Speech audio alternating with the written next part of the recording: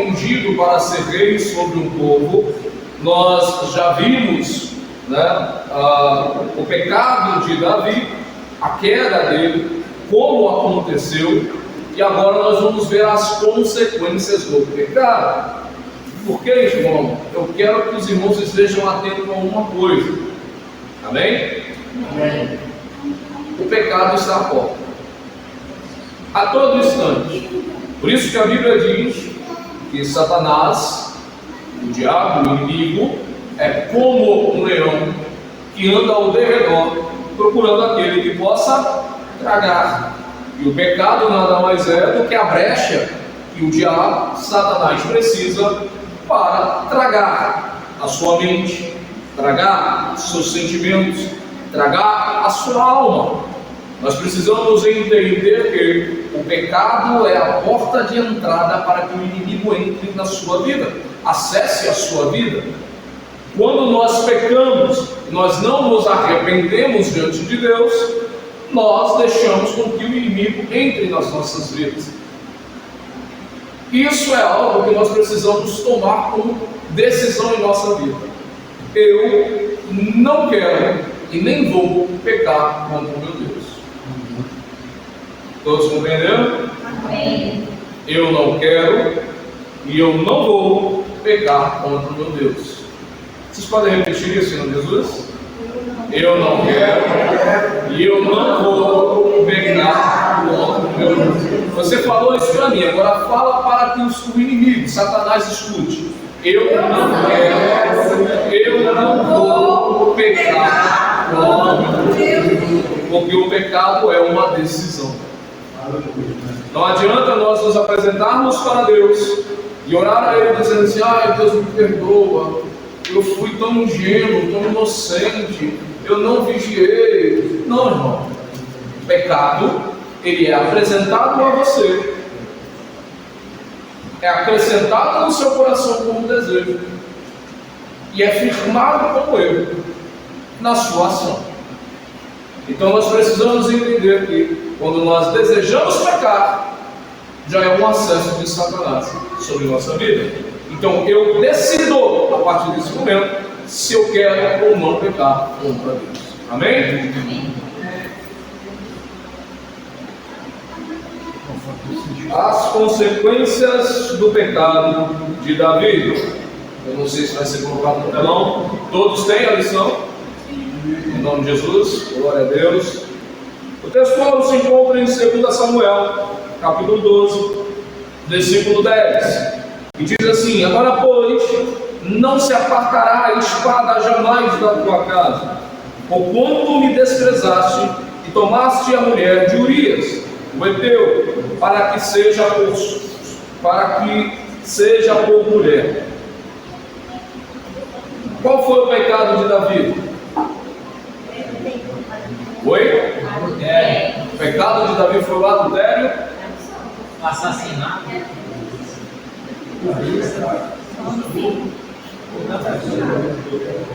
o pecado de Davi foi a cobiça.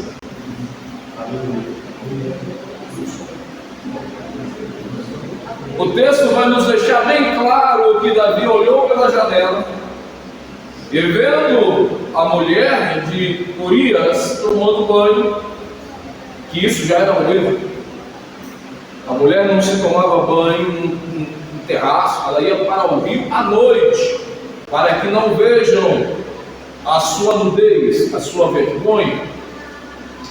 Então ela estava tomando banho, e ali Davi olhou e falou assim: olha, rapaz, que gazela, nunca tinha visto, será que tem dono?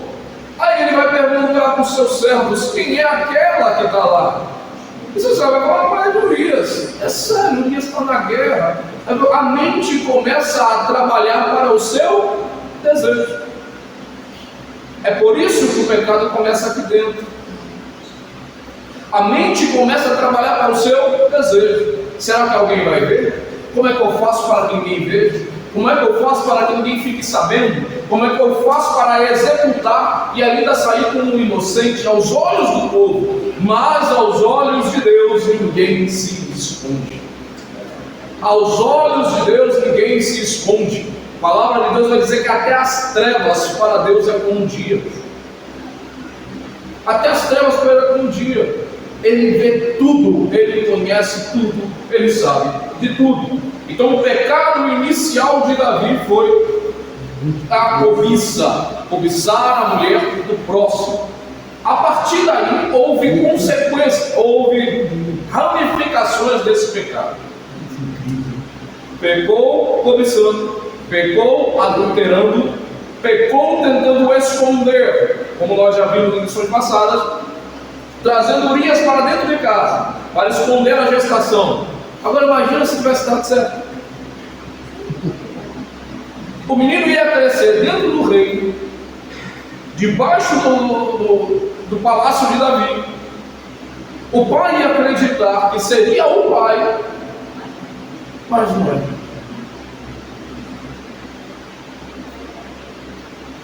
O fruto vem na gestação. A morte vem pela dureza do coração. Mas hoje nós vamos ver que Deus tem sempre um plano de redenção. Amém? Amém? Amém. Amém. Leitura bíblica em classe se encontra em 2 Samuel, capítulo 12, versículo de 1 a 15, e nós leremos conforme sempre lemos aqui. Eu lerei o primeiro e os irmãos continuarão lendo os próximos. 2 Samuel, capítulo 12, versículo 1 diz assim: E o Senhor enviou Natã a Davi. E entrando ele a Davi, disse-lhe: Havia numa cidade 2 homens, um rico e o outro pobre. O rico tinha muitíssimas ovelhas e vacas, Mas o pobre não tinha coisa nenhuma, senão uma pequena correia que comprara e criara. E ela havia crescido com ele e com seus filhos igualmente. Do seu bocado comia, e do seu copo bebia, e dormia em seu regaço que a tinha como filha. Vindo viajando ao sem rico, deixou ele para tomar das suas ovelhas e das suas vacas, para avisar para a terra que viera a ele. Tomou a mordilha do homem pobre e a preparou para o homem que viera a ele.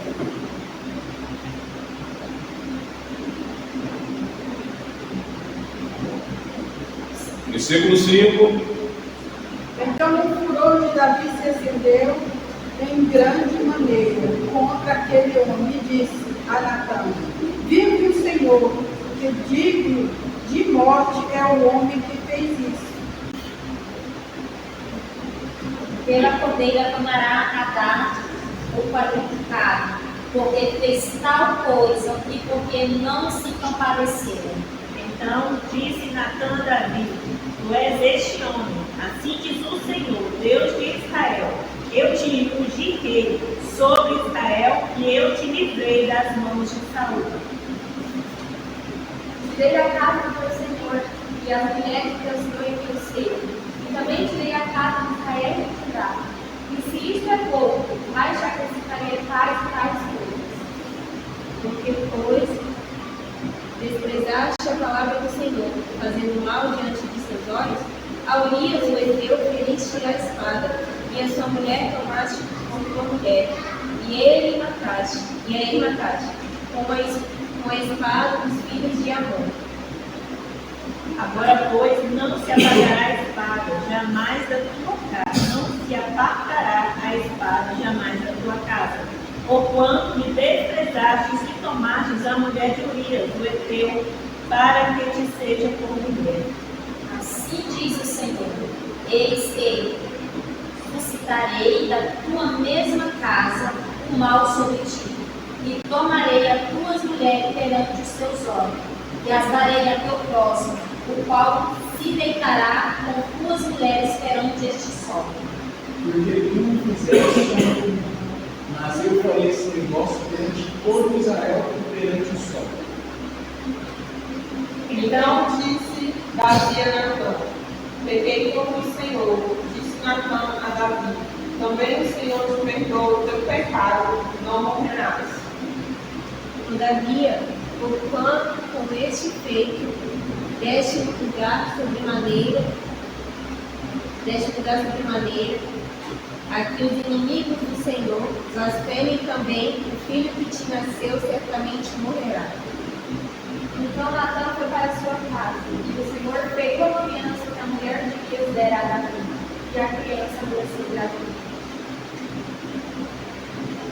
É até difícil falar aleluia diante de um texto tão pesado como esse. Irmãos, nós temos que entender o que é o pecado. Porque o que nós vamos conversar hoje é o pecado e as suas consequências na vida de um cristão. E pasmem, muitos cristãos não vigiam, achando que no tempo da graça, a qual nós vivemos hoje, tudo pode ser feito e Deus perdoa tudo. Cuidado, irmão.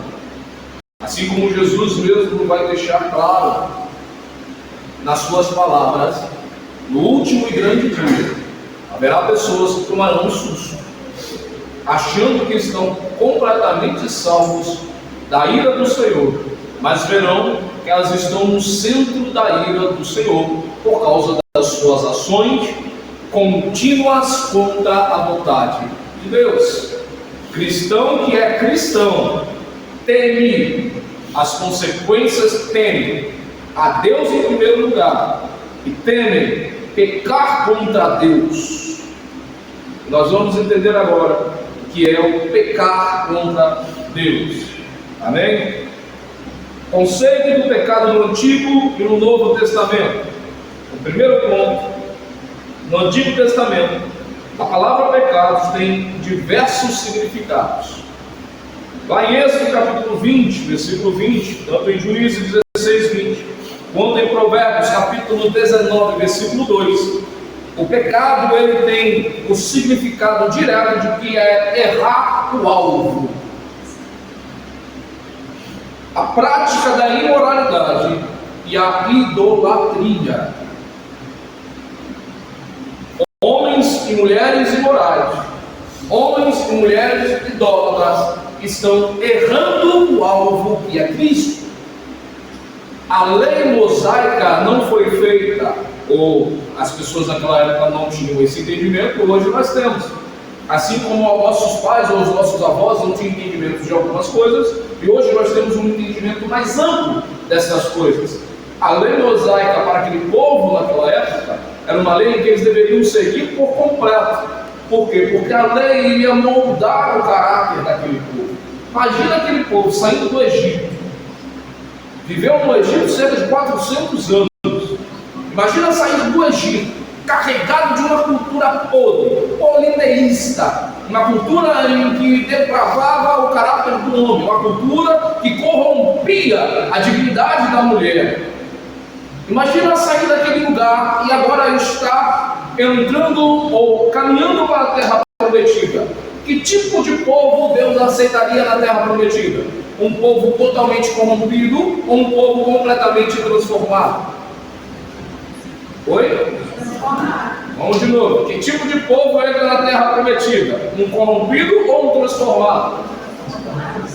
Pronto. A lei mosaica foi para transformar um povo que estava saindo do Egito, totalmente corrompidos, para entrar na terra prometida. A lei da graça é para nos tirar do Egito, do mundo de pecado, para nos preparar para a nossa terra prometida, que é os céus. A graça veio para que nós sejamos moldados por Cristo em seu Espírito Santo para entrarmos no céu. Você não entra no céu da maneira que você está hoje. Você hoje é melhor do que você foi ontem. Ontem você pecou, errou, você fez tudo que você tinha que fazer errado, teve errado. Você se arrependeu e recebeu o seu perdão através do sangue de Jesus. Foi purificado, foi limpo. Amanhã você tem que ser muito melhor do que você foi hoje. Porque o pensamento do cristão não é eu ser melhor para mostrar aos outros que eu sou melhor. O pensamento do cristão é eu viver viver melhor, porque Cristo me faz viver melhor. Em Cristo eu tenho vida em abundância, em Cristo eu tenho uma nova alegria, em Cristo eu tenho a paz, em Cristo eu tenho a vida eterna. Essa é a diferença do povo que sai do Egito para nós.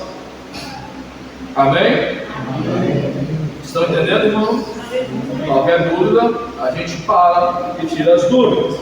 Em Gênesis capítulo 5, 3, versículo 5. Em Juízes, capítulo 11, versículo 27, o pecado é visto como a malignidade, a perversidade. A malignidade do capítulo 3 é a queda do homem. É o que separa o homem da intimidade, da comunhão com Deus. Deus preparou tudo para que tivesse comunhão, caminhasse junto, conversasse tete a tete. Sabe? Deus tem o maior prazer de te ouvir. Deus tem o maior prazer de escutar as tuas lamúrias, por mais que Ele saiba o que você vai dizer. O salmista vai nos dizer que antes mesmo que saia uma palavra sequer da minha boca, o Senhor já conhece. O salmista vai pedir para que Deus sonde o seu coração, para que veja se há algum caminho mal. Deus já sonda o seu coração, mas Ele quer que você converse com Ele e diga: Pai, hoje o dia está difícil. É como Adão, hoje o dia foi difícil. Aquele animal lá, que pula de galho em galho ali, está vendo? Árvore em árvore. Vou chamar aquele negócio ali de macaco, porque não tem jeito. Parece, não parece Deus, que o macaco parece. Ele começa a conversar com Deus. Ele começa a dizer para Deus as suas dificuldades durante o dia. Ele começa a mostrar para Deus que ao ver animais tendo as suas companheiras, ele se sente sozinho. Por isso que Deus fala: não é bom que o homem esteja só. Está feliz demais? Vamos arrumar uma igreja para ele.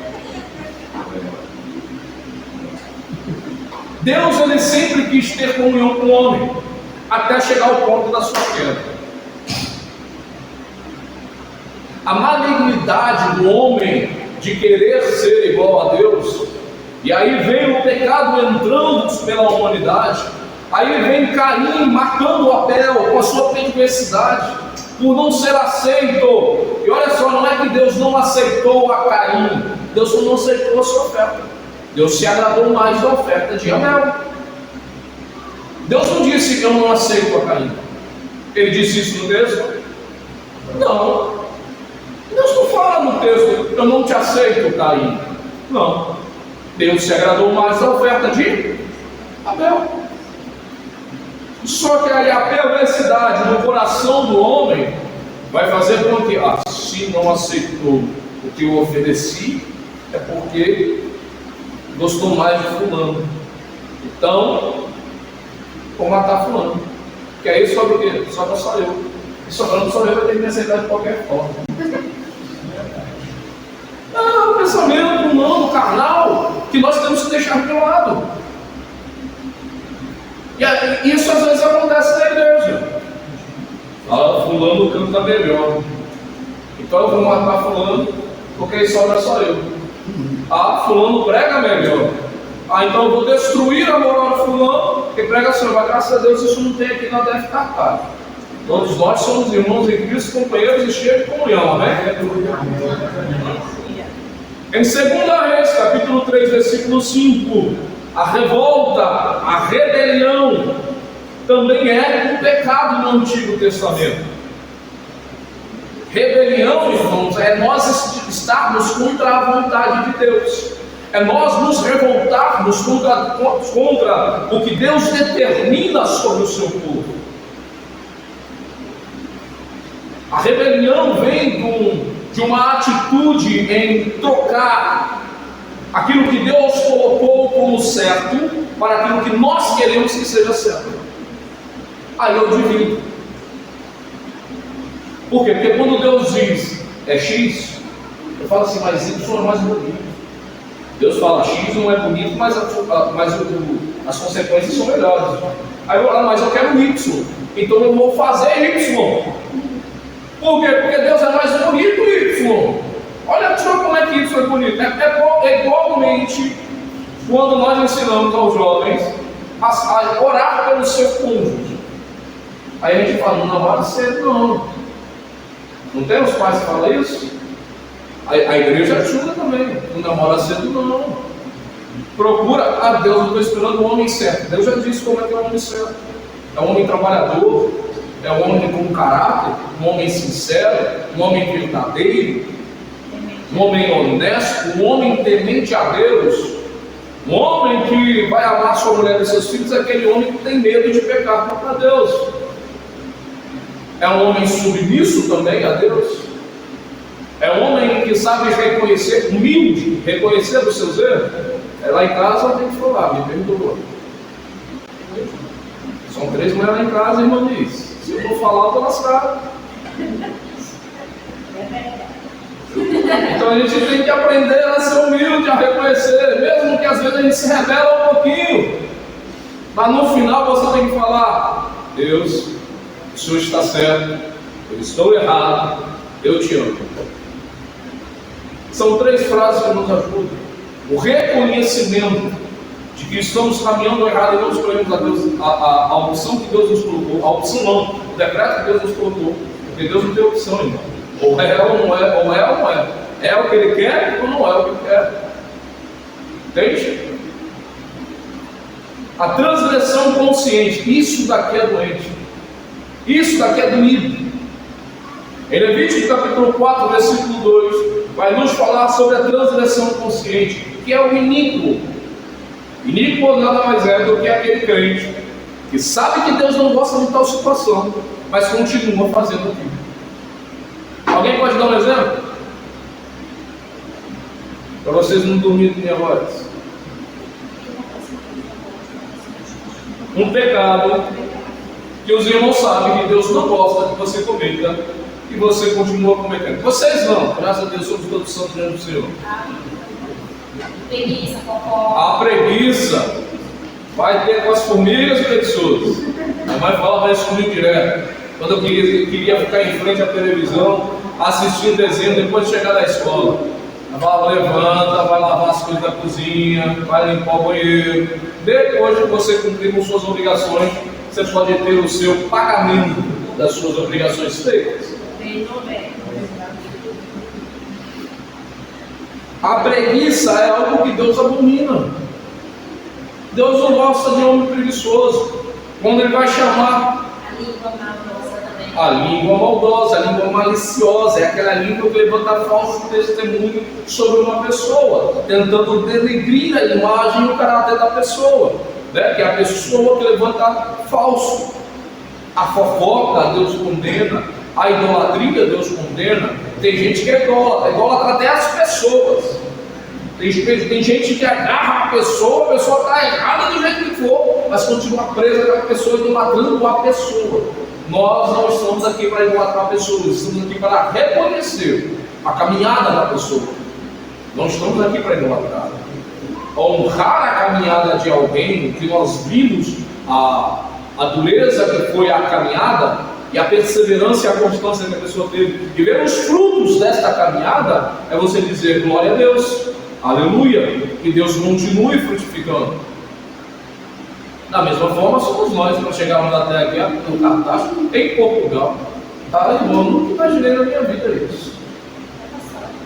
Deixa eu perguntar, a gente está falando sobre os pecados, né, do Antigo Testamento. Analisando todos esses conceitos no dia de hoje, você acha que tem alguma diferença? Tem só uma que nós vamos ver logo à frente. Aqui são conceitos do pecado do Antigo Testamento, não do pecado do dia atual. Tem mais. Tem muito mais. Culpabilidade diante de Deus, é o que nós temos em Levítico capítulo 4, versículo 13. Irmãos, em casa, abra texto por texto e vai lendo essas referências bíblicas, porque você tem a consciência daquilo que Deus abomina, daquilo que Deus rejeita. Você vai olhar e vai dizer assim: eu não posso e eu não quero pecar contra Deus. Amém? Tendo a consciência do que Deus abomina, daquilo que Deus não gosta, eu vou dizer, eu não quero. eu não vou pecar contra Deus. Amém? A gente vive falando, Deus é o meu noivo, estou aguardando Ele. Amém? Mulheres, quando vocês estão em casa, pelo menos um pouquinho do tempo do dia, vocês não pensam assim, vou fazer um bolo porque meu marido gosta? Vou fazer um café porque o meu marido gosta? Né? Vou fazer uma macarronada, vou fazer uma pizza. Ué, as mulheres às vezes não pensam, às vezes, 5 minutos do dia, pelo menos. O homem, quando está trabalhando, ele não pensa assim, rapaz, quando eu pegar o salário esse mês, vou levar minha família para dar uma volta. Ninguém falou recebe em nome de Jesus. Vou viajar para a França. Vou levar minha esposa para dar uma voltinha lá em Paris, em Madrid. Vou lá na Suíça. Amém. Então, quer dizer, em algum momento da vida, nós vamos parar e analisar e ver o que a pessoa que convive conosco gosta. Eu, por exemplo, eu gosto de mimar minhas filhas. Levo chocolate muitas vezes, compro uma pizza que elas gostam. Então eu gosto de mimar elas. Daí mesmo falo que eu sou muito mal aberto para elas. É por isso que o dinheiro está tudo na mão da Dani. Porque senão, com Deus é da mesma forma. Lendo a palavra dele, nós vamos entender o que ele gosta ou não, o que ele ama ou abomina. E aí nós nos colocamos. Agora, nós vamos ver na frente, calma, já estou entendendo. Desviar-se do bom caminho, que está em Números, capítulo 15, 22, ou em Salmos, capítulo 58, versículo 3.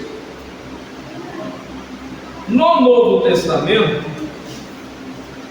nós nos deparamos com diversos vocábulos usados para definir a palavra pecar. Uma delas é mal moral. É o que está em Mateus, capítulo 21, versículo 41. Romanos 12, versículo 17. 1 Timóteo, capítulo 6, versículo 10. Quem pode abrir 1 Timóteo, capítulo 6, versículo 10?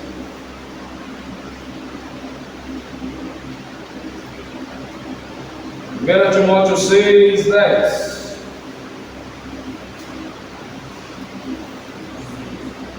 Porque o amor ao dinheiro é a raiz de toda a espécie de males.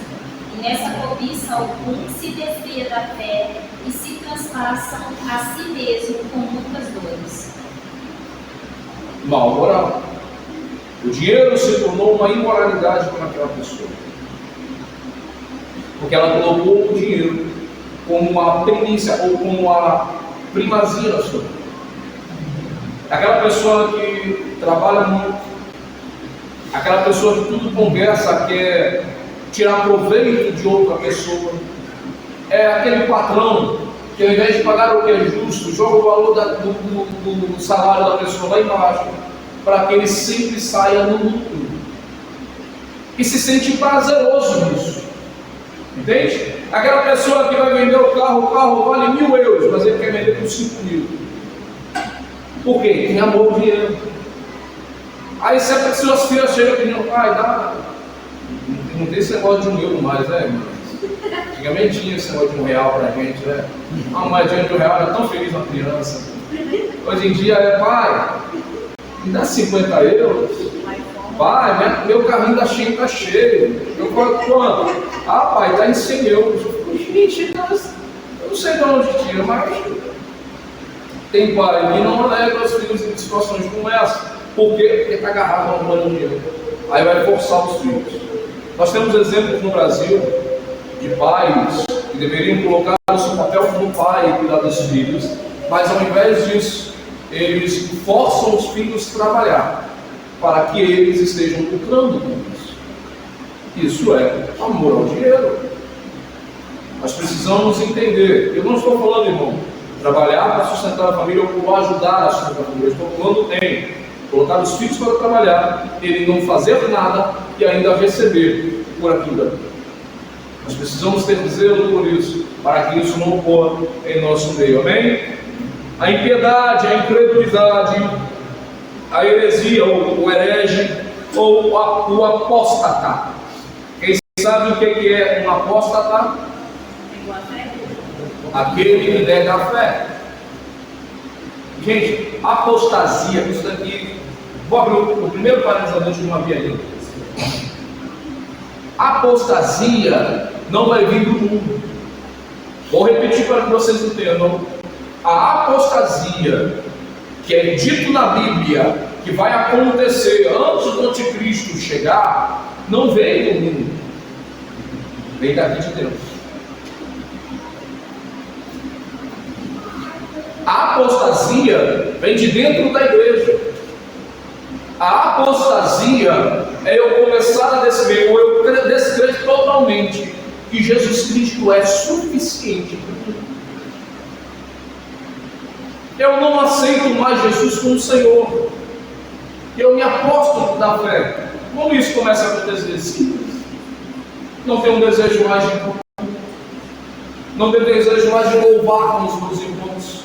Não tenho desejo mais de ter comunhão com meus irmãos. E eu acredito que o meu trabalho, ou o rendimento do meu trabalho, vem pela força do meu braço. E eu começo a me enriquecer, porque esses princípios de conquista vêm de Deus para com o homem. Então até o ímpio, ele conquista muito mais do que a igreja, porque ele se dedica a conquistar bens materiais, físicos e finitos. A igreja vai começar a desejar ter o que o crente, o ímpio lá fora teria.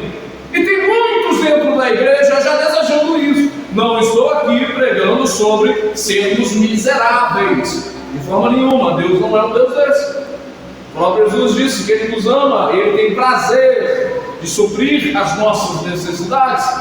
Só que, irmãos, o meu amor por Deus não está nos bens que Ele entrega nas minhas mãos. O meu amor por Ele está nele. Se Ele quiser que eu tenha, eu terei. Se Ele não quiser que eu não tenha, eu não terei. Quem aqui quer uma Porsche?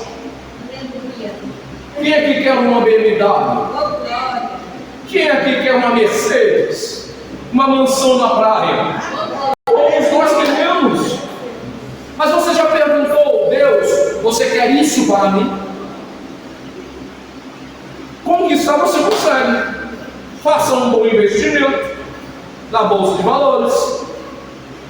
Arrume uma faculdade que te dê uma rentabilidade de emprego lá na frente. Medicina, direito, vira um juiz. Faça em um bom concurso público. Todas essas coisas são coisas que nós seres humanos conseguimos fazer. Agora você já parou para perguntar, Deus, o Senhor quer isso para mim? Esta é a verdadeira questão. Porque o apóstata não quer nem saber o desejo de Deus para a sua vida. Na realidade, o apóstata não vai nem acreditar mais que Deus possa se envolver na sua vida. Mas o crente não. O crente acorda e fala assim, Deus, eu não sei como vai ser o meu dia, mas se o Senhor não for comigo, eu não sairei de casa hoje. E quando ele sai de casa, coloca o pé para fora de casa, a primeira coisa que ele faz é louvar a Deus e pregar sobre o Deus que ele serve. Ele está no autobus, segurando ali, tudo apertado, e ele está cantando glória, glória, aleluia. O pessoal olha para ele e não tem vergonha nenhuma de expressar a sua fé. Ele está lendo a sua Bíblia, coisa que é muito difícil hoje em dia a pessoa sair com Bíblia física, né? Segundo parênteses da noite. Cheguei em Portugal há quase 2 anos atrás. Fiquei ali em Lisboa por quase 2 meses. Ia nas igrejas próximas. Eu passava na rua com a Bíblia e eu não via ninguém passando na rua com a Bíblia. E eu via pessoas que estavam indo para a igreja e não carregavam mais Bíblia na mão. Eu não estou dizendo que a Bíblia tem que ser usada como um símbolo de você é crente. Não. Eu só estou dizendo não se envergonhe da fé que Deus te deu. Porque até a fé que você tem não é sua, Ele te dá. Não se envergonhe de carregar a Bíblia. Tem pessoas que compram uma Bíblia pequenininha, só para caber na bolsa.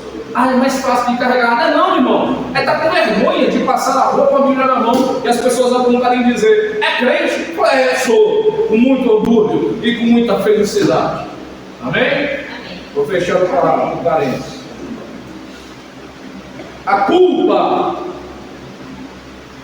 Só voltando no bem, herege, isso daqui é algo que nós devemos ter cuidado.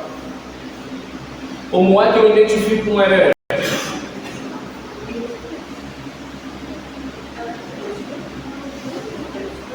Oi? Não. Fala mal, né? Como é? Hã? Fala mal de Deus. Não. O herege não fala mal de Deus. O herege deturpa a palavra de Deus. Em favor de quem? Dele mesmo. Esse é um herege.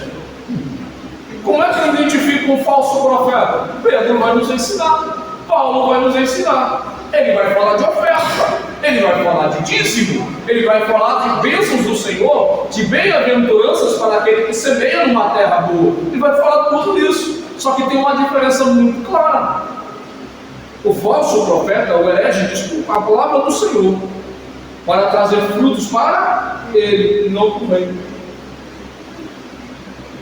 É por isso que nós temos muitos pastores, ou muitas igrejas, que envergonham. Não vou falar que vergonha, mas é que o evangelho não se envergonha. O evangelho é puro, é lindo, é maravilhoso, ninguém mancha o evangelho. Envergonha o seu próprio nome, porque daqui a pouco está caído, está mal falado, por causa das suas ações. Começam a pregar sobre enriquecimento. Aí a igreja começa a ofertar, vou ofertar porque o pastor disse que se der 10, Deus vai entregar 1000. Se der 1000, Deus vai entregar 10.000. Se der 10.000, Deus vai entregar 100.000 de volta. Ei, Deus não é banco para você depositar na poupança e receber com juros e correções. Não é dessa forma que acontece. Você oferta, você dizima com generosidade, com um coração. Você não pode dizer para a pessoa quanto ela vai ofertar. É ela com Deus. É você com Deus. O herege, ele distorce essa palavra do Senhor para o enriquecimento próprio, para o proveito próprio, para se satisfazer. Ele tem o controle de alguma massa. Ele adora ter o poder desta massa. Massa, quando eu falo assim, é pessoa. Então ele começa o quê? Aos crentes virem a pé para a igreja de bicicleta, devendo Deus o mundo lá fora, mas ele está andando de Mercedes, ele está andando de BMW, ele está andando de Porsche. Ele tem um terno da. Fala uma marca de terno, é caro aí, eu nem sei. Gold. Qual é, meu Tiago? De terno. Pierre Cardano. Montiago está conhecido, que isso? Eu sou bom no terno importado da China. A C&A também, a C&A é uma marca melhorzinha, né? Nós precisamos entender essas questões como Igreja Santa do Senhor, para que nós não caiamos nas armadilhas dos falsos profetas e dos hereges. É por isso que é descrito na Bíblia. Amém, irmãos? Amém. A culpa, Mateus capítulo 5, versículo 21 e 22. Alguém possa abrir em nome de Jesus? Estamos falando de pecado no Novo Testamento. Mateus capítulo 5, versículo 21 e 22. Quem pode ler? Ouvistes que foi dito aos antigos: não matarás, mas qualquer que matar será réu de juízo. Eu, porém, vos digo que qualquer que sem motivo, sem polemizar contra seu irmão, será réu de juízo. E qualquer que disser a seu irmão, raca, será réu do sinédrio. E qualquer que disser louco, será réu do fogo do inferno. Jesus, ele eleva o patamar do pecado de culpa. Ele eleva. Ele não está dizendo que é só a ação em si. Não é só o ato de matar. É também o ato de você ofender uma pessoa. Jesus está nos ensinando que o juízo de Deus virá toda vez que você menosprezar, inferiorizar o seu irmão. Porque como é que nós podemos dizer que amamos a Deus? É o que o evangelista Paulo vai escrever em uma de suas epístolas, na primeira epístola, ele vai escrever: não adianta eu dizer eu amo a Deus se eu não amo o meu próximo. Então nós precisamos continuamente entender o que é o pecado e como não realizá-lo contra Deus. Amém, irmãos? Amém. Pecado propriamente dito, derivado da palavra grega hamartia, é o que está em Romanos capítulo 5, 12, Atos 2, 38, João 1, 29, 1 Coríntios 15, 3. Meus irmãos, nós vamos ter aí uma lista enorme: adoração falsa, engano, pecado deliberado. Se formos parar para falar de um por um aqui, nós vamos passar o resto da noite. E eu digo, adoraria passar o resto da noite falando sobre isso, porque assim escamas cairiam dos olhos e nós poderíamos entender aquilo que não agrada ao coração de Deus, para não cometermos contra Deus. Porque não adianta estarmos aqui com as mãos levantadas, as vozes dizendo Deus é santo, é puro e lindo, se o nosso coração estiver cheio de amargura por causa do pecado. E aí a gente fica se perguntando: onde está Deus? Onde está Deus? Ele continua no mesmo lugar. Somos nós que ainda não nos preparamos, ou não nos deixamos ser preparados por Ele. Olha Ele, para Ele, para verdadeira adoração. Amém? Eu vou adiantar que o horário também já está indo, aquele relógio não para. Tópico 2, a repreensão do profeta Natan ao rei Davi. Quem pode ler em nome de Jesus?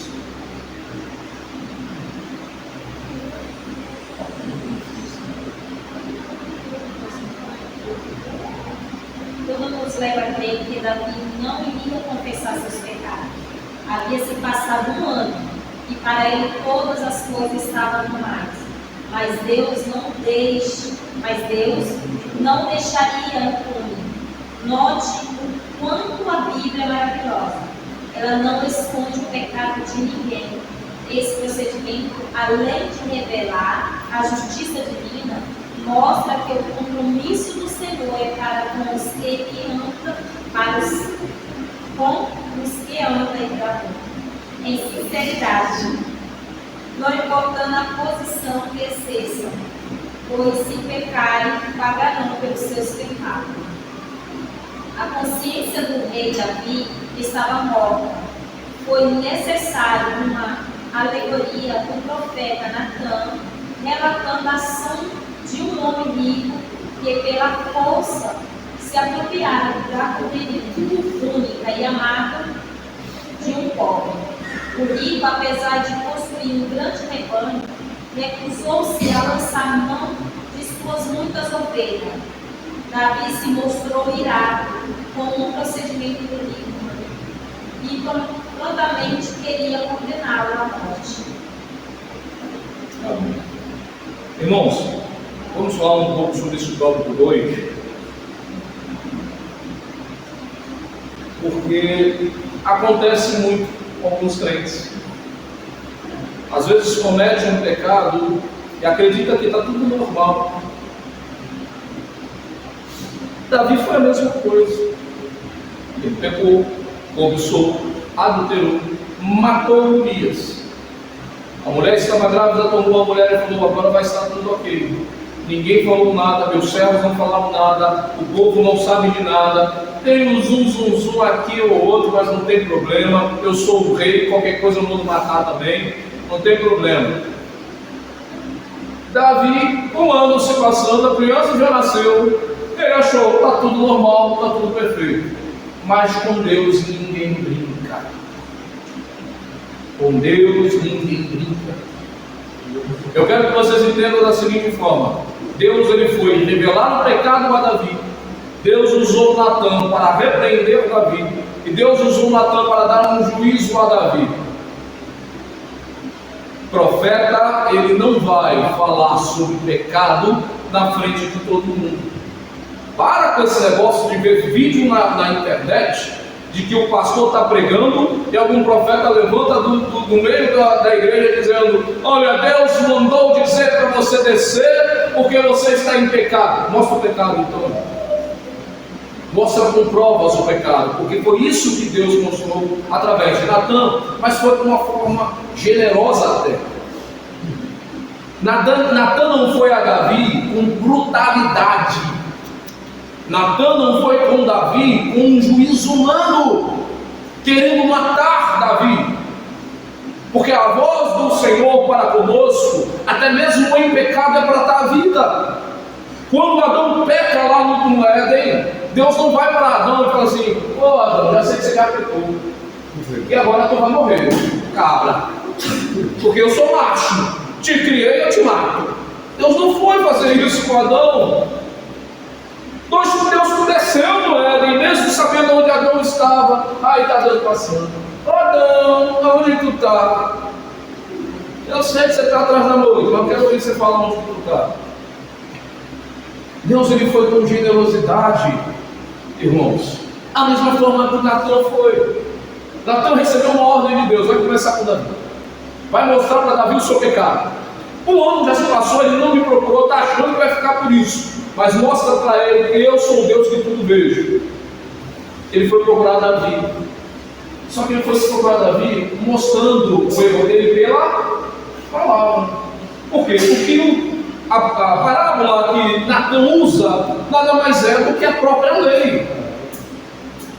Se alguém está na lei, se alguém rouba um boi, ele tem que devolver 4 vezes mais e ainda ser digno de morte, porque ele roubou e matou o boi.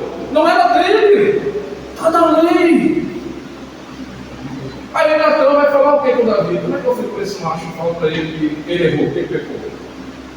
Aí chama Davi em particular, só os dois, conversa com Davi e fala assim: meu filho, eu quero uma ajuda tua.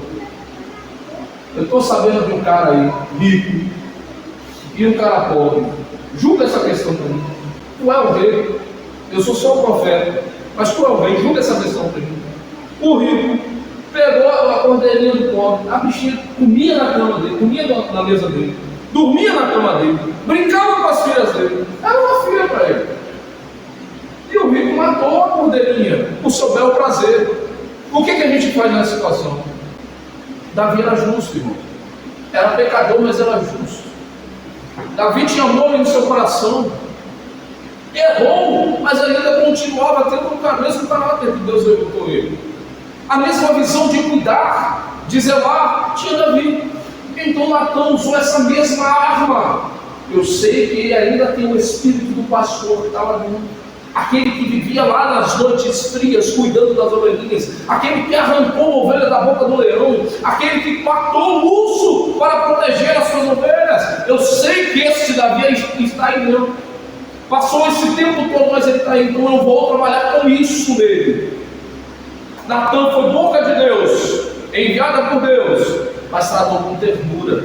Então para com esse negócio de apontar o dedo para o irmão e falar assim: tô pecador. Se Deus não faz isso, quem sou eu para fazer? Eu não estou aqui para matar ninguém. Você não está aqui para matar ninguém. Nós estamos aqui para fazer aquilo que a Bíblia nos diz. Se eu ver um erro, é bom que caminhe dois. Isso não é texto só para casamento, não. É bom que trabalhe dois no campo, porque se um cair, o outro estende a mão para que ele possa levantar e continuar a caminhada. Isso que essa quer dizer é trabalho. A nossa vida aqui com Deus é um trabalho missionário. Nós estamos aqui para enviar ao povo uma mensagem: Deus existe, Ele é bom, enviou o seu Filho por amor de mim e amor de você. Eu já aceitei e eu vivo essa graça, e você tem essa oportunidade. Nós somos missionários da parte do Senhor neste lugar e onde quer que nós formos. Profeta e missionário não trata de uma maneira dura, não leva palavras duras. Ele leva a palavra, e a palavra com amor. Este foi o papel de Natã. Natã fez igual Elias fez. Ele foi conversar com Acabe. Elias foi conversar com Acabe para tentar mostrar o pecado do povo, mas ninguém quis ouvi-lo. Diferente de Davi, Acabe não quis ouvi-lo.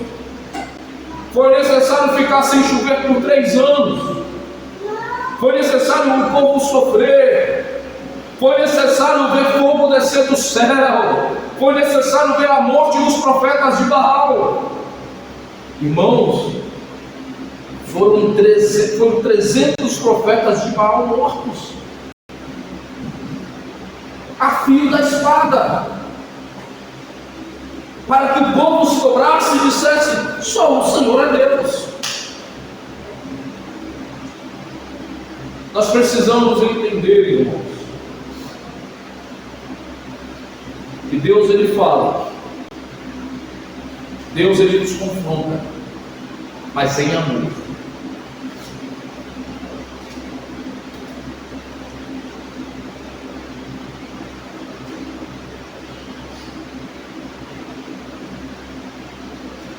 O bom de Natan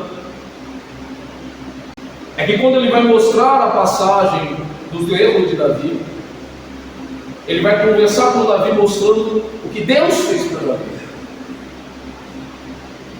Ele começa a dizer para Davi: cara, por algum acaso Deus não livrou você das mãos de Saul quando ele quis te matar, por ele ver que você já era ungido dele, já era o escolhido de Deus? Por algum acaso Deus não te deu um reinado sobre Judá e Israel? Por algum acaso Deus não deu muitos privilégios a você? As mulheres de Saul não são suas? Os palácios que você tem, o rebanho que você tem? Natan começou a lembrar a Davi tudo aquilo que Deus tinha feito para ele. Porque tem gente, irmãos, nos dias de hoje, que começa a murmurar contra Deus. Ah, Deus, eu estou cansado do meu trabalho. Nunca vi trabalhar tanto e ganhar pouco. É uma rola atrás da outra. Aí Deus está falando com você continuamente: mas vem cá, não foi através desse trabalho que você tem que vestir? Não é através desse trabalho que você tem o que comer? Não é através desse trabalho que você tem um carro na sua garagem, que você paga o seu arrendamento? Não é através desse trabalho que você fez aquela viagem? Se você não tivesse esse trabalho, você não faria tudo isso. Então agradeça, e Deus está te dando essa porta aberta para você adquirir todas essas coisas. Amém, irmão? Amém. E diferente de Acabe e Saul, o que eu gosto em Davi é que quando Natan o confronta, irmãos, só para que nós entendamos o que é ser humilde diante de Deus. Quando Natan o confronta, ele cai de joelhos arrependido das suas ações. E aí ele vai escrever um dos maiores salmos que nós temos, que é o Salmo 51. Aonde ele pede a Deus: retira o trono, retira as riquezas, me tira tudo, mas não tire de mim o teu Espírito. Porque ali ele entendeu que não adianta ele ter todas as coisas e lhe faltar o mais importante, que é Deus.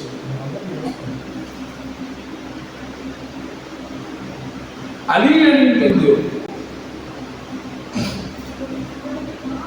Mas há algo que nós precisamos entender, que são as consequências do pecado.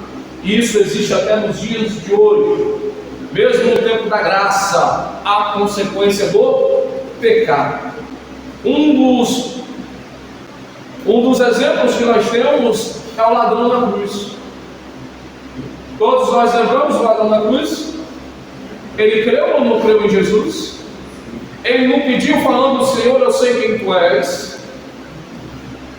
Ele não falou: Senhor, só lembra de mim quando entrar no seu paraíso? Não foi isso que ele falou? Mas deixa eu te fazer uma pergunta. Naquele momento Jesus virou para ele e falou assim: olha, perdoados são os seus pecados, desça dessa cruz, porque agora você não tem mais consequência dos seus erros. Ele falou isso?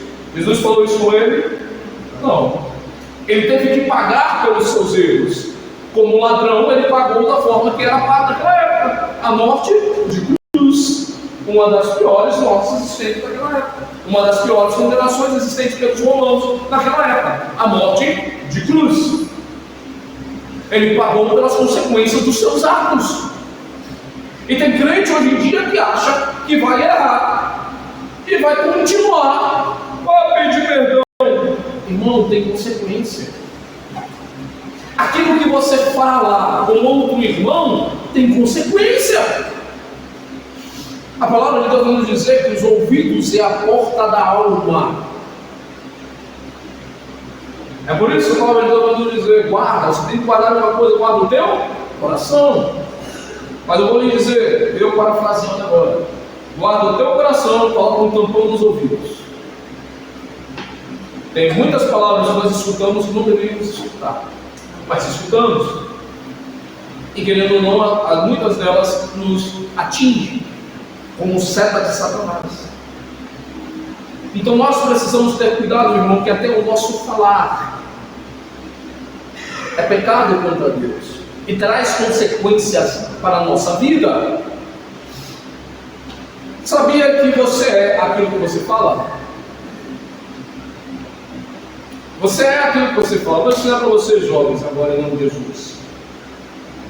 Se você ficar o tempo inteiro falando assim: está difícil demais a vida. Tudo certo, muita vida. Trabalha, nunca tem nada. Olha o filho de água que eu tenho. Não consigo comprar uma pizza, não consigo comprar um kebab, não consigo comprar nada. Coisa ruim. Vem todo mundo passear, Beto. Olha, é muito difícil para mim. Qual é o pensamento que você vai ter de mim? O tempo inteiro que ele for para o kebab, ele pode até pensar: vou chamar o pastor, mas não, o pastor está sempre quebrado. O sol está sempre negativo. Entendeu? Se você ficar o tempo inteiro murmurando sobre a mulher, mulher difícil essa que eu tenho, misericórdia, mulher rixosa essa. Bem que a Bíblia fala, bicho. Não é bom casar com mulher iracunda, não. Chega em casa, a mulher só reclama. O tempo inteiro reclamando da minha vida. Eu piso em casa, não tenho nenhum prazer. Você olha para mim e fala o quê? Homem miserável esse é. Por quê? Porque o tempo inteiro eu estou reclamando. As pessoas vão criar a imagem de mim de alguém reclamando. Não vou começar a perguntar com o pastor de novo. Vamos reclamar. Reclama muito, não tem uma bênção para contar. Aí vai conversar com o presbítero Tiago, só alegria. Nem parece que tem alguma passão com problema. Assim, rapaz, esse homem não passa por problema não. Está tudo bem na casa. A irmã Roberta faz bolo de banana. A irmã Roberta faz cafezinho. Já estou mostrando os dotes da irmã Roberta. Tem que fazer um bolo de banana para nós. Aleluia. Então quer dizer, a gente mostra, ou as pessoas olham para nós daquilo que nós falamos. Porque nós atingimos a alma dela mostrando quem nós somos. Uma pessoa que só vive falando mal do outro, a primeira coisa que a pessoa olha e fala assim: eu não posso contar nada para. Deixa eu escolher uma pessoa aqui, só tem uma coisa aqui. Para a irmã Esther, está dormindo, ainda bem, senão vai bater em casa.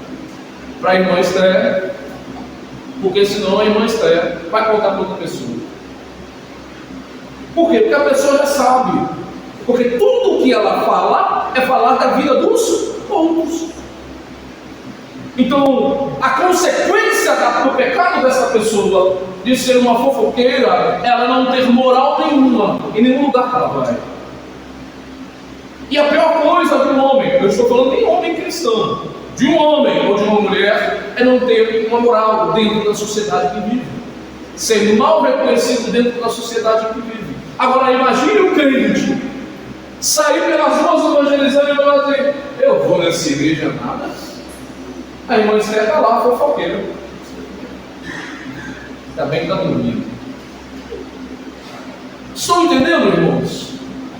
Aquilo que nós mostramos em nossas falas atinge as pessoas em seus ouvidos e alimenta a alma das pessoas por aquilo que nós somos, consequência de pecado. Então nós precisamos entender que aquilo que eu falo e eu mostro que eu sou, as pessoas vão identificar. É por isso que o crente só fala de bênção. Morreu! Glória a Deus. Por quê? Morreu em Cristo. Estou sentindo. A família está sentida. Mas estamos felizes. Por quê? Porque está melhor que eu. Estou agora para para isso. Entendem? O crente só fala de bênção. O crente vai no hospital fazer uma visita, ele não vai ficar triste porque viu pessoas com câncer, fica assim, né? A misericórdia, a compaixão mate, mas ele fica feliz porque Deus salvou. Estava no leito de morte, Deus salvou. Nós precisamos entender que a nossa alegria está nas bênçãos, está no Senhor que nos deu a salvação. Amém? Amém. As consequências do pecado de Davi também foi dito por Natan. 5 minutos eu já termino em nome de Jesus Cristo. Natan disse que a espada não se apartaria do seu lado. Mas mais do que isso, por causa dele ter pego, ou ter tomado à força, praticamente, a esposa de Urias, as suas esposas seriam tomadas à luz do sol, em plena congregação de Israel. Aí vem a dor de quem peca, porque quando Deus determina, irmão, segundo, nós vamos ver que o filho de Davi vai tomar à força a sua irmã para ter relações sexuais com ela. Amigo, ele não quis saber se era irmã, ele não quis saber, ele olhou, achou bonito e falou: eu vou ter. Por quê? Porque meu pai pode fazer isso, então eu posso fazer. Consequência de pecado dentro da sua casa. Por causa disso, seu filho foi morto pelo seu próprio filho. Espada dentro da casa de Davi.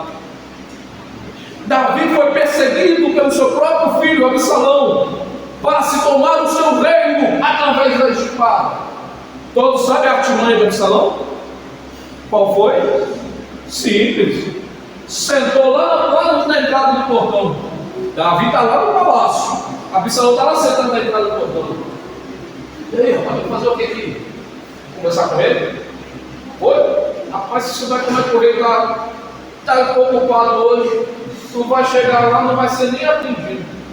Pode ser até que atenda um ou dois, mas geralmente está deitado lá com as mulheres dele, só quer saber de prazer agora, não está atendendo ninguém. Mas se eu fosse rei, Absalão falando, se eu fosse rei, a causa já tinha sido julgada, e pelo que eu estou vendo, eu dava a causa dele para tudo. Então Absalão começou a conquistar as pessoas por aquilo que ele estava falando. Ele começou a conquistar a carisma das pessoas por tentar mostrar-se um rei melhor, mesmo não sendo rei. Aí Davi, na sua velhice, já não tem aquele vigor todo, Absalão quer tomar o reino com a força. Põe Davi para correr do palácio. Davi volta para os desertos. As pessoas querendo matar Davi. Houve até um servo que foi atrás de Davi xingando ele, apedrejando ele. E Absalão estava como?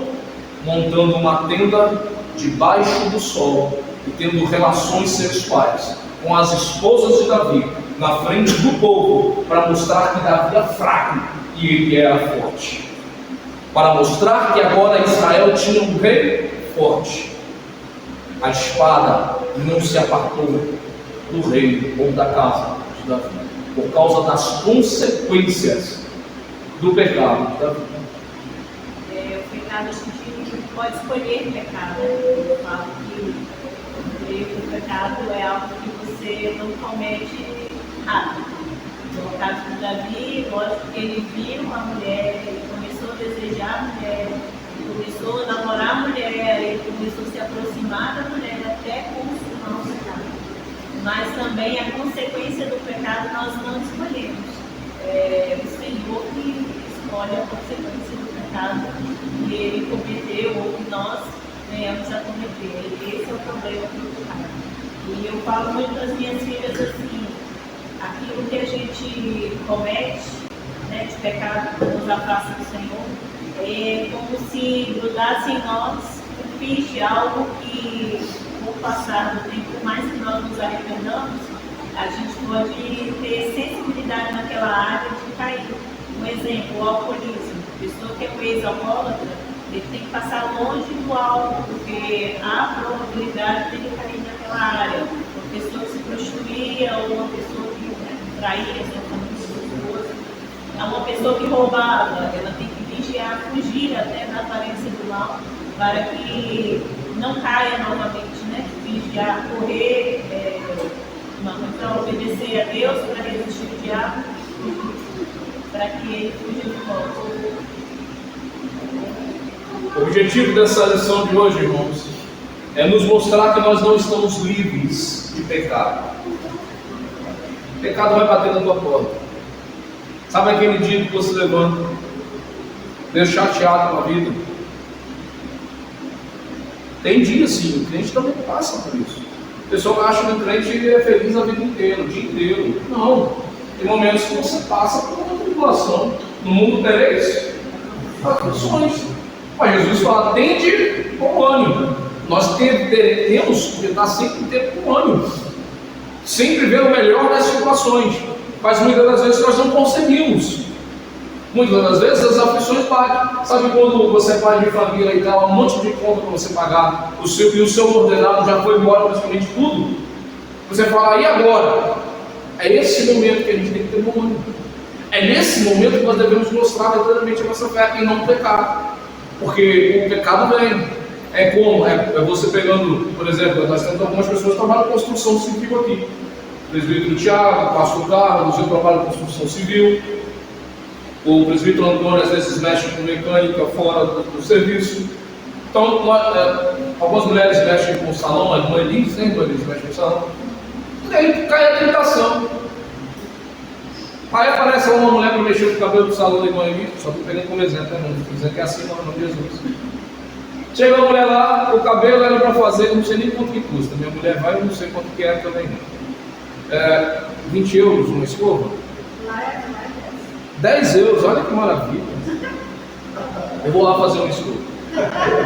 10 euros uma escova. Só que aí a irmã Liz está ali com uma conta de luz ali de 300 euros. Não sei nem se chega a isso, não. Acho que não chega, não. 300 euros para pagar. E ela fala, meu Deus, eu não tenho nem esse dinheiro para pagar, botar a luz hoje. Aí chega uma mulher para fazer o cabelo, em vez de ela cobrar 10 euros, cobra 50. Aí vai fazer uma unha, em vez de ser 15 euros a unha, 10 euros. Em vez de ser 15 euros, fala assim, rapaz, só porque a unha é gel, quais são as outras que falam? Como é que é? Acrílico. Acrílico. Eu tenho mulher em casa, mas eu não sei de muitas coisas desse nome. Só sei dar o dinheiro às vezes. Então a irmã fala assim, não, vamos tirar um proveito aqui. A gente faz um desenhozinho melhor, mas 60 euros a unha. Isso daí é pecado, irmão. Isso é pecado, é tirar proveito das pessoas. Então nós temos que ter em mente que o pecado vai bater na porta.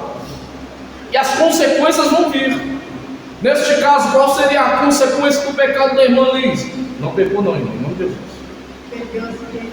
Perdeu os clientes, tudo.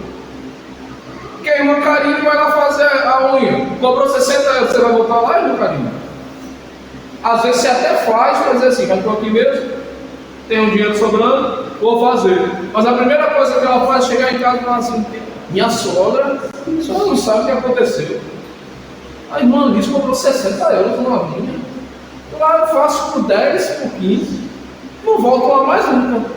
Não é verdade? Mas aqui, o salão é eu da Juliana, mas tem uma senhora que trabalha com a gente. Eu mais admiro no nosso coração dói. Porque às vezes, a cliente dela, sim, coisa que nós cobramos, por exemplo, 10, 20, ela cobra 50, e nós ficamos assim, dá uma dor no coração de dia. Eu imagino. Mas o que acontece? Vai perdendo a credibilidade. Não sei se mas eu vou dizer, eu no meu caso faria. A primeira oportunidade que a irmã Lisa e a irmã Juliana tiver e encontrar alguém melhor, de se ser sócio, negociar alguma coisa, vai colocar a pessoa no lugar da solução. Correto, irmã Lisa? A primeira oportunidade. Por quê? Porque há consequências sobre o pecado. E nós precisamos entender isso, irmãos. A consequência de Davi foi para a casa dele. A consequência de Davi foi para o povo dele. E assim somos nós, temos que prestar atenção no pecado que nós cometemos, ou o pecado que nós não devemos cometer, porque a nossa casa vai sofrer. O pecado nunca, a consequência nunca vai vir só para você, irmão. Vai recair sobre os seus. E pode recair até sobre a igreja que você está. Porque você não se arrependeu do seu pecado e continua contaminando o rebanho onde você está. Entendam isso. O seu mau testemunho como um pecador lá fora também recai na igreja aqui dentro. E há consequências para isso. Há consequências para isso. O mau testemunho ou o mau caráter de você ser um pai, um sacerdote, de maneira incorreta dentro do seu lar, dando um mau exemplo, vai recair consequências sobre os seus filhos. Que tipo de marido as suas filhas vão procurar? Ou que tipo de esposas os seus filhos vão procurar? Se você não deu exemplo, se você não mostrou como deve ser. Pior, eu não vou falar sobre as pessoas que podem estar com eles ou com elas. Eu vou falar sobre eles mesmos. Que tipo de homem e de mulher os seus filhos serão? É aquele tipo de pessoa que, meu Deus, atende aqui, pastor Carlos, ó. Fala que eu não estou, não. É coisa simples o pecado. Pecado não precisa ser coisa grande, é coisa simples. Satanás quer te pegar, é no simples. Ele não vai jogar uma pedra enorme para você lá para frente, não. Ele coloca só uma pedrinha pequenininha, ponte aguda para tu pisar descalço e falar assim: machuquei. É coisa pequena que ele trabalha. É da pequena cresce para maior. E quando você vê, você está inundado do pecado de novo, porque você desvalorizou o sacrifício de Jesus. Pedro vai escrever em 2 Pedro, se eu não me engano, capítulo 3, se eu estiver errado, depois os irmãos me corrijam. Mas ele vai dizer que aquele que volta ao pecado é como um cão que volta ao mundo.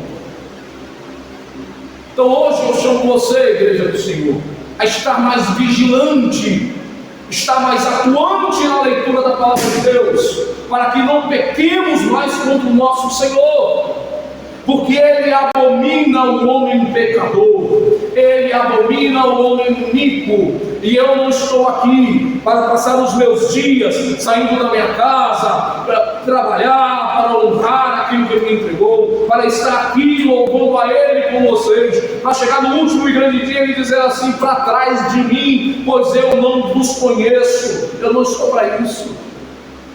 Eu mais do que nunca estou aqui para dizer: eu não vou e eu não quero pecar contra Deus. Amém? Amém, irmão? Fica sobre seus pés em nome do Senhor Jesus Cristo. Podendo orar. Glória a Deus por isso.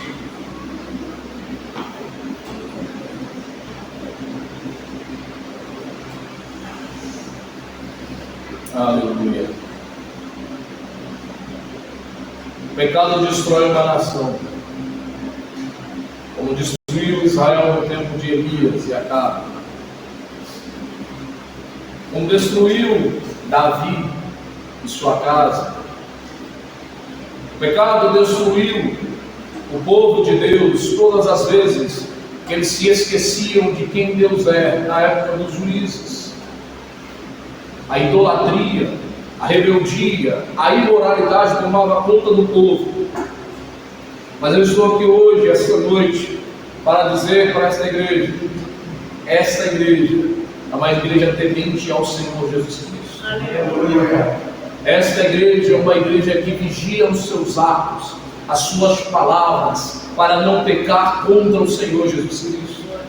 Esta igreja é uma igreja que todos entrarão no reino dos céus.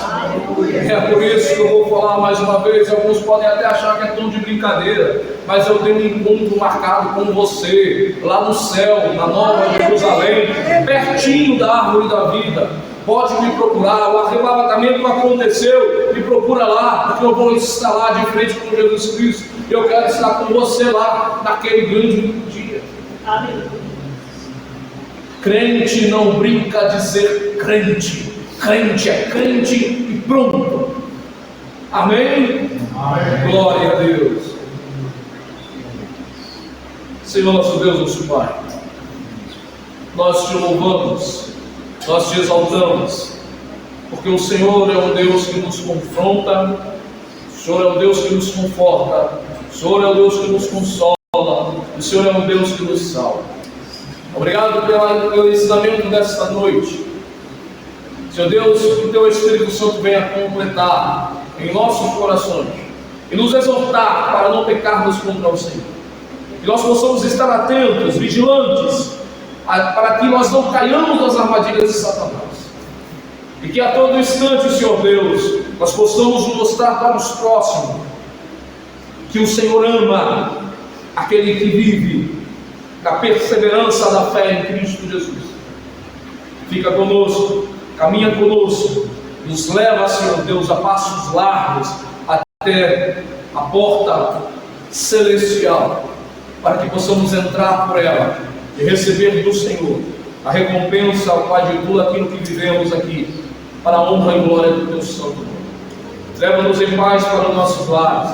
Se assim for da sua permissão, e se assim o Senhor não voltar até o próximo culto, que possamos estar aqui, ó Pai, com os corações alegres, ó Pai, gratos ao Senhor pela Tua salvação, pelo perdão dos nossos pecados, ó Pai, e por Senhor nos permanecer, nos firmar os pés, para que não caiamos, ó Pai, nas armadilhas de Satanás, engrandecendo o Teu santo nome, exaltando o Senhor para todo sempre, em nome do Senhor Jesus.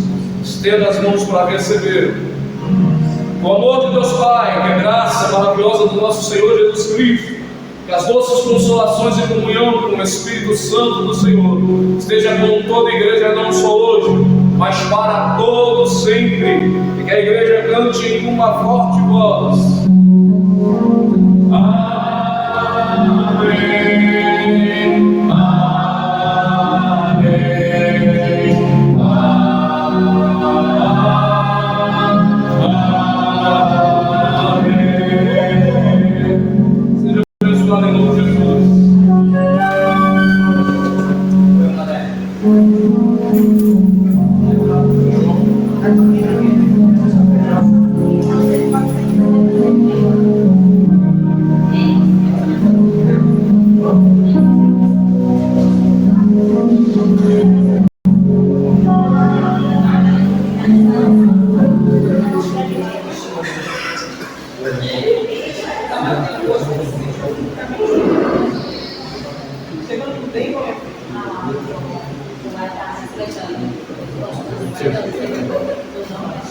O celular está muito grave.